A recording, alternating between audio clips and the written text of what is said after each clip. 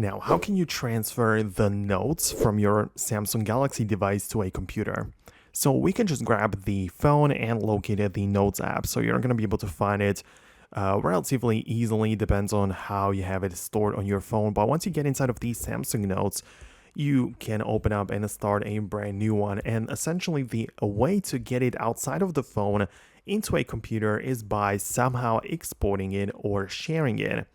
Right, so what you can do is when you're writing this file, you can click on the three dots in the top right corner, and what you can do is to click on Save as a File.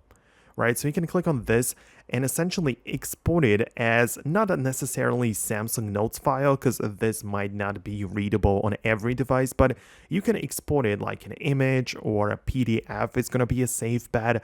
Even Microsoft Word might be a great choice depending on where you want to read it.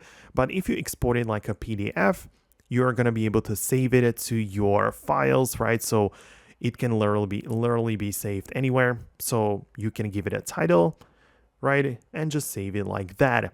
Then you will find the Files app where you can browse all of them right here in one place. And from this, you can essentially just share it somehow. Right, so it is up to you. Perhaps you want to open it with the Google Drive directly or use some kind of different cloud service. So if you have OneDrive or a Dropbox, you might want to use those files and just upload it to your local or the cloud storage.